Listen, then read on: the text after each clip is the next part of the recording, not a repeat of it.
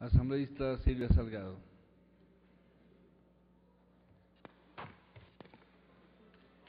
Buenas tardes, compañeras, compañeros. Gracias, compañero presidente.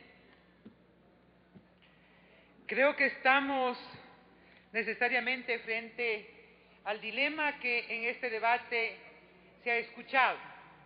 O bien nos declaramos desde ya en una licencia definitiva preelectoral y no legislamos, porque en cada texto de las reformas vamos a ver a lo mejor la posibilidad de la reelección del presidente Rafael Correa.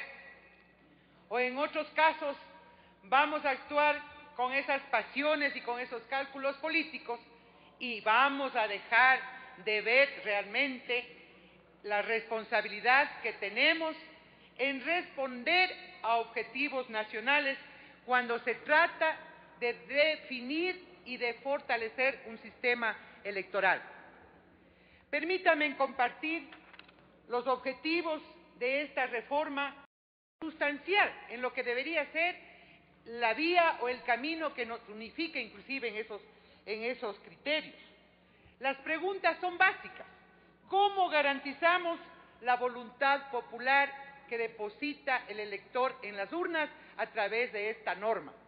¿Cómo transparentamos y garantizamos legitimidad a los resultados electorales? Y finalmente, ¿cómo logramos una mayor participación de los electores en condiciones de equidad? Eso nos debería llevar a superar todos estos temores que aquí se han dicho y que han llegado al extremo simplemente de plantear el archivo de una ley.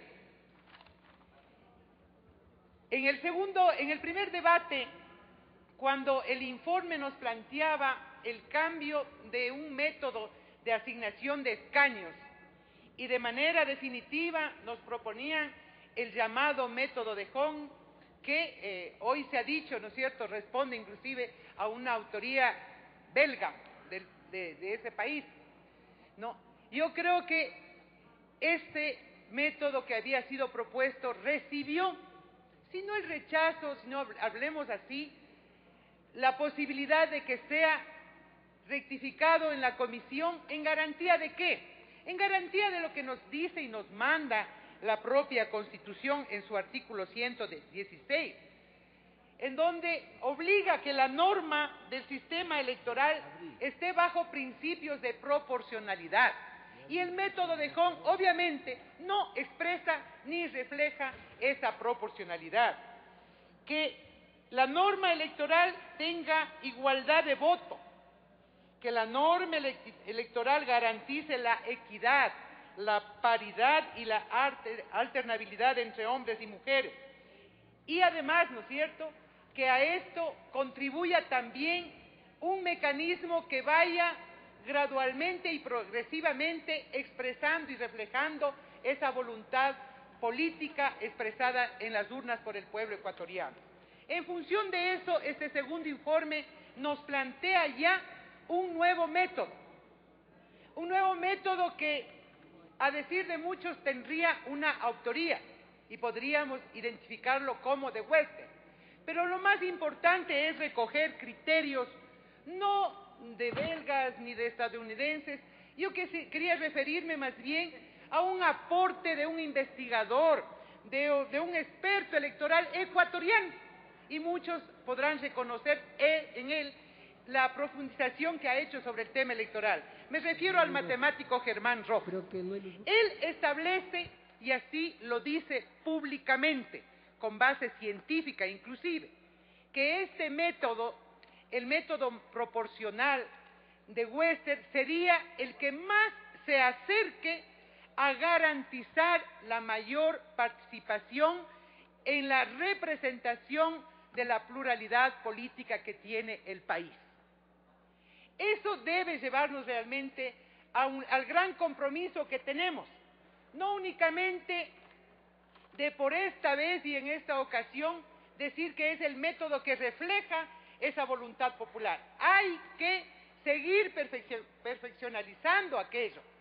Me pregunto, si un elector vota en una lista de 10 asambleístas, únicamente vota por 5. Esa es su voluntad. Sin embargo, ese método de Wester sigue realmente a través del valor fraccionado a ese voto de las 5 curules expresado por el elector, sigue dando valor menor. Es decir, no existe el valor total al voto.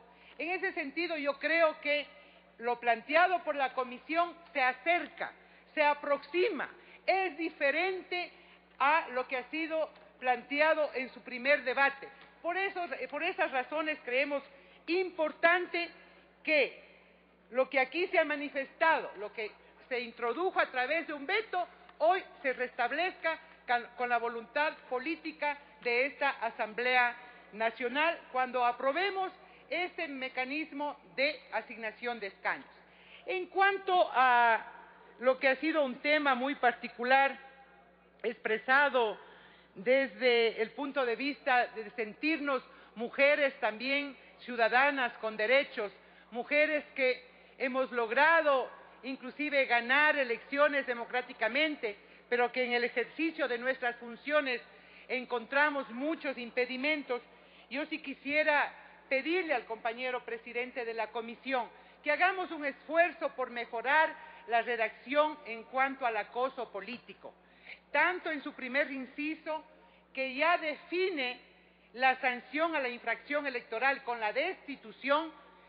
Sin embargo, en el segundo inciso habla de que los ciudadanos y las ciudadanas serán también sancionados con quitarles los derechos políticos y de participación. La pregunta es, ¿las autoridades que caen en esta infracción electoral son o no son también ciudadanos? Estamos hablando de dos sanciones, de destitución y a la vez, de quitarles los derechos políticos y de participación, o se trataría de ciudadanos con una infracción de quitarles el derecho político y autoridades con destitución. Y cuando hablamos de hostigamiento, hablamos de discriminación, hablamos, de presión, yo creo que habría que buscar un mecanismo para que esto no quede tan abierto y sea tan discrecional, y tomar en cuenta que cuando esa fue la intención, por ejemplo, en el caso de las revocatorias, más temprano que tarde nos tocó regular el tema de las revocatorias.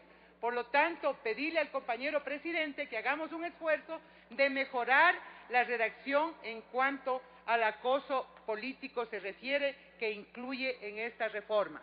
Por lo demás, entendemos, contribuyen a garantizar los derechos de participación de las mujeres cuando se establece la secuencialidad, la alternancia, cuando se contempla ya la posibilidad y el derecho a la apelación como primera instancia al Consejo Nacional Electoral y como segunda instancia al contencioso electoral, permiten realmente ir clarificando y venciendo las dificultades que en el ejercicio y en la aplicación de este Código de la Democracia ya tuvimos en el periodo anterior.